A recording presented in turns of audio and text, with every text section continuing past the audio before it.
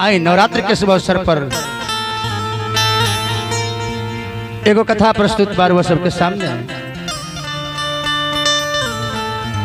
ऐसा प्रमाण बा कि पहले बाउरे के जन्म होला। जैसे सतयुग में देख ली पहले हिरण्यकशिपु के जन्म भइल, प्रहलाद जी बाद में आए। त्रेता में देख ली पहले रावण रहे, बाद में राम जी ने मारे। द्वापर में देख ली पहले कंस के जन्म भइल, बाद में कृष्ण जी ने के मारे खातिर। और सही रंभ के बेटा महिषासुर पहले ही जन्म ले लो। रंभ के बेटा महिषासुर दुनिया में लिहल से अवतार। तप कैलस भारी ब्रह्मा जी के जग में मचल हाहाकार।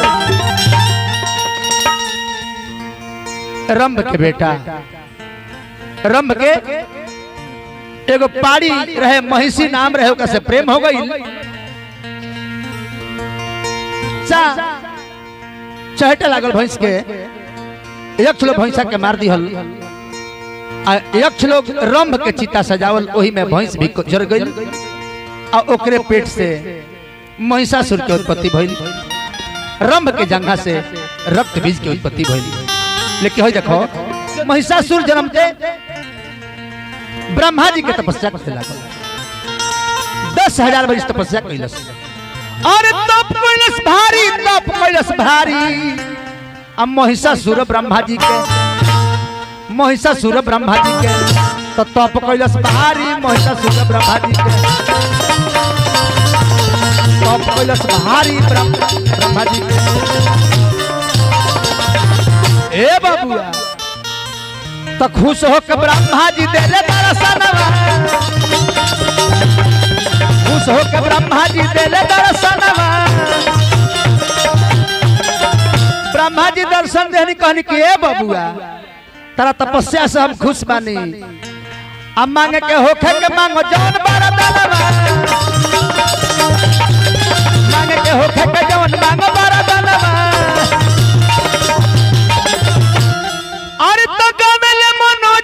लिखले बिहारी महिषासुर ब्रह्मा जी के। अब महिषासुर ब्रह्मा जी के तप कैलस भारी। महिषासुर ब्रह्मा जी के तप कैलस भारी। महिषासुर ब्रह्मा जी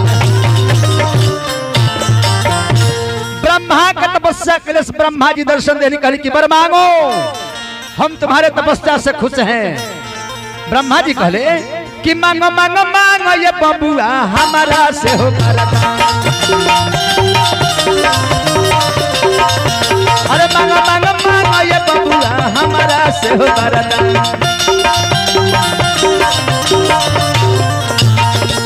जवन तारा मानवा में हो के सोचल हो यार,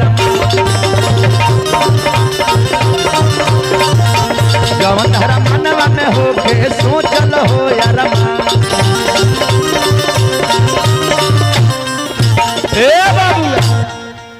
कहलस महिषासुर के ब्रह्मा जी यदि हमरा तपस्या से रौरा खुश बानी तो हमरा के इहे वरदान दी कि हम अमर हो जाई, दुनिया में केहू से ना मरी।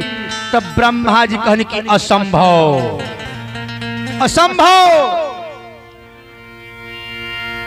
और केहू नहीं रहल बा, अरे केहू नहीं रहल बा धरतिया पर आई के। तो केहू नहीं रहल बा धरतिया पर आई के। अरे केहू नहीं रहल बा धरतिया पर आई के। ए बाबू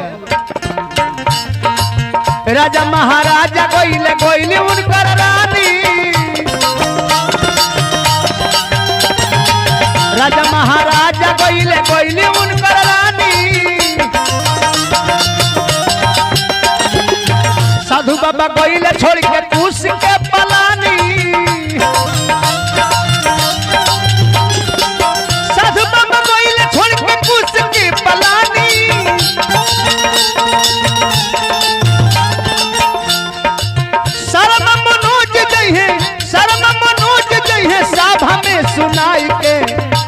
केहू रहल बा धरती पर आई के कहाँ केहू रहल बा हर धरती पर आई के कहाँ केहू रहल बा।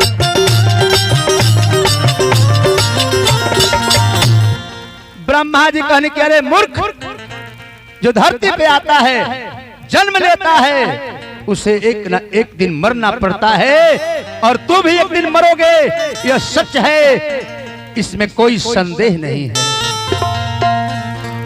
कहलस महिषासुर की जब हमरा मोही के बा तो दो बरदानवा ना ये ब्रह्मा जी दे दो बरदानवा ना तो ये गो नारी के हाथ होई मोर मरनवा ये ब्रह्मा जी अरे दो बरदानवा कलश के ब्रह्मा जी तो नारी के हाथ होई मोर मरनवा ये ब्रह्मा जी दो बरदानवा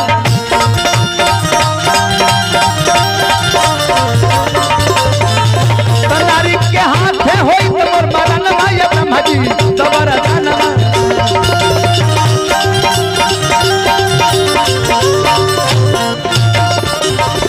ब्रह्मा जी कहने के अमस्तु ऐसा ही होगा। लागल हंसे अरे एक नारी जो खुद अबला कही जाती है वो मुझे क्या मारेगी। लागल अत्याचार करे, अत्याचार करत करत शुक्राचार्य के लग गई आ शुक्राचार्य से कलश की पूरा दुनिया हमरा भय से कांपता तो शुक्राचार्य कहे कि अरे मूर्ख, तुम्हें पता है तुम्हारे पिता को और तुम्हारे चाचा श्री को किसने मारा है, जाओ उससे बदला लो। तब कहलस महिषासुर की तो हम जानते नहीं। तो कहले शुक्राचार्य की बबुआ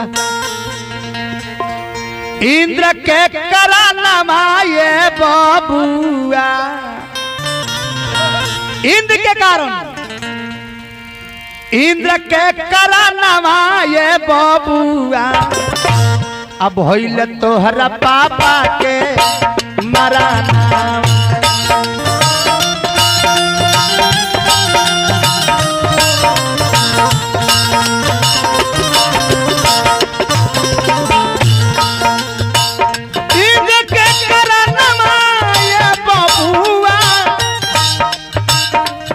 तोहरा पापा के मराना।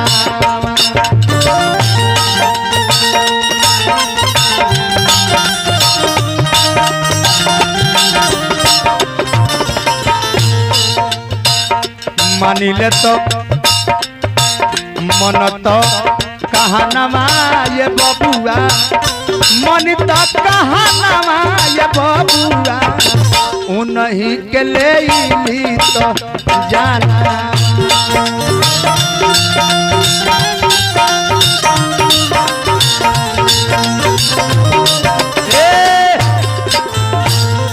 अब महिषासुर एगो दूत के बुलौलस आ दूत के बुला के कलश किया रे जाओ कह दो इंद्र से या तो मेरी अधीनता स्वीकार कर ले, अन्यथा मुंह से लड़ाई करे और ये दोनों में से कोई नहीं हो सकता हो तो इंद्र इंद्रासन छोड़कर भाग जाए। जाके दूत इंद्र से कहलस तो इंद्र कहले कि अरे अरे लड़ाई का करी रे वो, लड़ाई का करी रे वो, लड़ाई का करी। भैंस के बेटा हो जाके कह दो ओकरा से घास खाए और पड़े रहो। अरे लड़ाई का करी रे वो, लड़ाई का करी रे वो, लड़ाई का करी। भैंस ही अब ओकर माई रे लड़ाई का करी। भैंस ही अब ओकर माई रे लड़ाई का करी। लड़ाई का करी रे वो, लड़ाई का करी रे वो, लड़ाई का करी।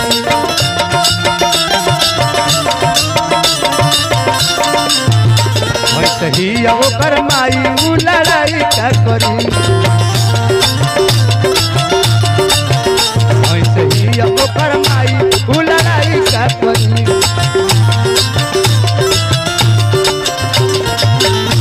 ए बाबूआ दूत गइल आ जाके हाथ जोड़ के कलश की हे महाराज इंद्र तो बड़ी बाउर बोलता रे उतना बाउर बोलता रहे जौन बाउर शब्द रौरा हम राजा हई हम प्रयोग ना कर सकिले। ए बबुआ एने इंद्र देवता लोग के सभा बैठौले औने महिषासुर असुरन के सभा बैठौलस आ चढ़ाई क धलस देवलोक पर। देवता लोग के मार मार के देवलोक से भगा देलस। देवता लोग आपन आपन रूप बदल के बानर भालू के रूप बना के पृथ्वी पर विचरण करे लागल। बहुत दिन बीत गई। एक दिन देवता लोग राय कइल कि अरे हमनी के कहिया ले आपन घर छोड़ के घर बिनिया कइल जाई कोनो उपाय करे के। तो लोग साच कहले बाबा बुआ एक ही बल है चाहे वो गांव होखे टोला होखे पंचायत होखे प्रखंड होखे जिला होखे राज्य होखे या देश होखे एकता ही बल है। आप संगठित नहीं हैं आप किसी से कुछ ले नहीं सकते हैं आपको कोई भला बुरा कह सकता है। देवता लोग संगठित भइल और संगठित होके सब देवता लोग ब्रह्मा जी के लगे पहुंचल बा। अब ब्रह्मा जी से कहलो कि सरकार कोनो उपाय करी जौना के कारण महिषासुर के वध होखो। सारा देवता लोग व्याकुल बा। सब देवता मन में विचारी आरोवेले नया नया सुधारी। तो किया हो मोरे रामा किया हो मोरे रामा। तब पहुँचल बालो ब्रह्मा जी के दरबार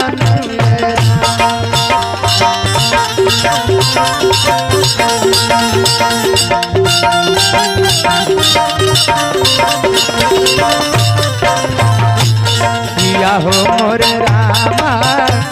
पहुँचल बालो ब्रह्मा जी के दरबार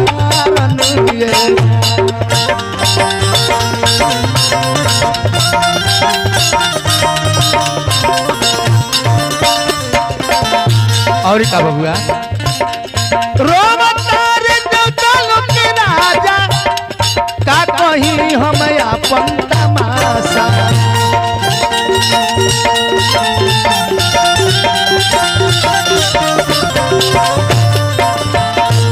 रोमतार देवता लोग के राजा का कहीं हम अपन तमाशा।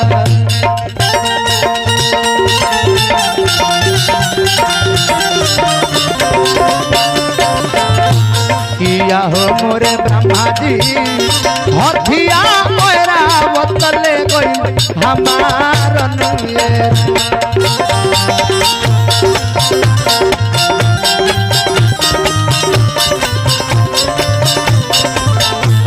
किया हो मोरे ब्रह्मा जी हथिया मोरा बतले गई हमार हथिया बतले गई हमार। सारा देवता लोग ब्रह्मा से कहल कि हजूर मलिकार कोनो उपाय कइल जाओ।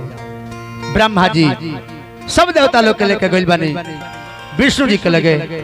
विष्णु भगवान सब देवता लोग के ले गई शंकर भगवान के लगे। यानी कि सारा देवता लोग बिटुरा गइल। तब ई बात भगवान विष्णु से कहाइल। अब भगवान विष्णु के मुख से एगो आग के ज्वाला निकलल। आग के ज्वाला पारा पारी देखा देखी सब देवता के मुख से निकलल। और सारा देवता लोग के मुख से आग के ज्वाला निकल के एगो नारी के रूप धारण कैलस। सारा देवता लोग जयकार मनावे लागल दुर्गा मैया की, दुर्गा मैया की, दुर्गा मैया की। ए बबुआ अब कहानी बड़ा लंबा हो जाई।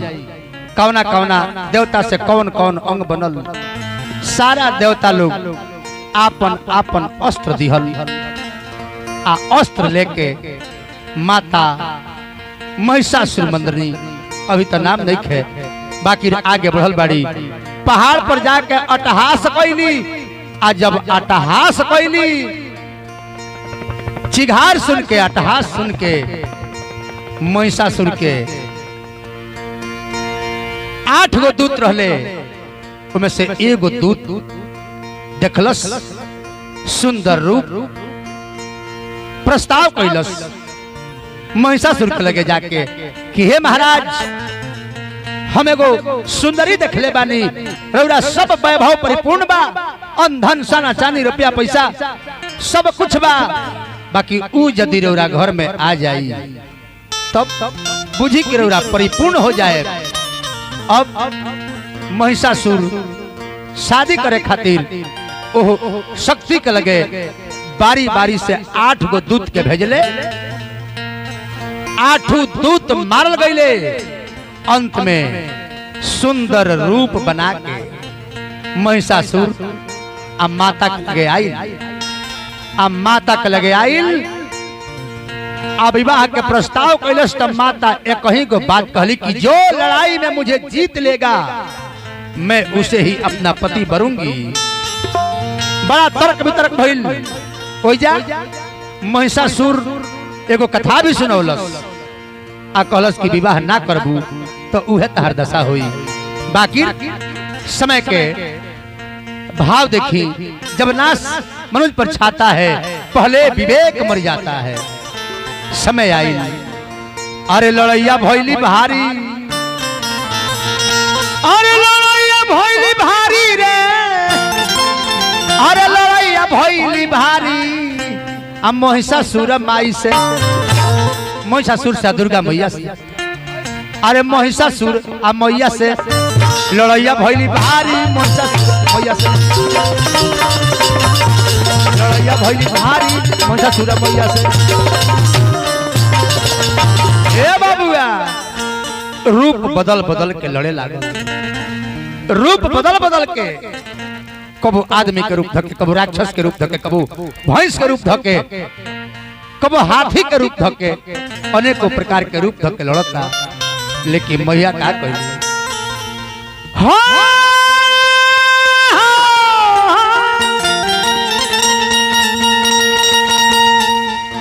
कुबेर मदिरा के प्याला देले रहले, वही मदिरा के पान करता रही।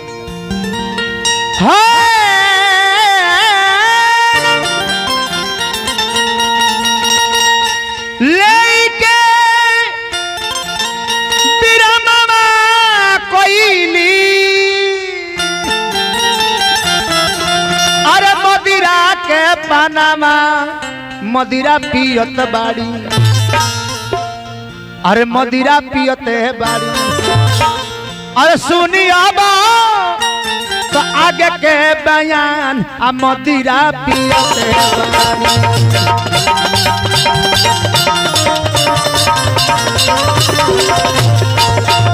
सुनी अब आगे के बयान, मदिरा पियते बाड़ी।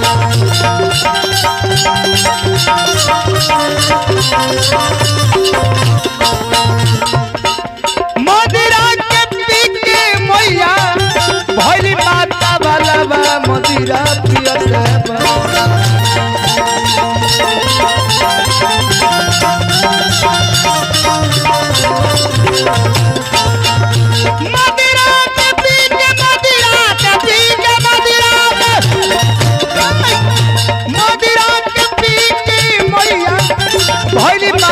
बलवा मदिरा पियते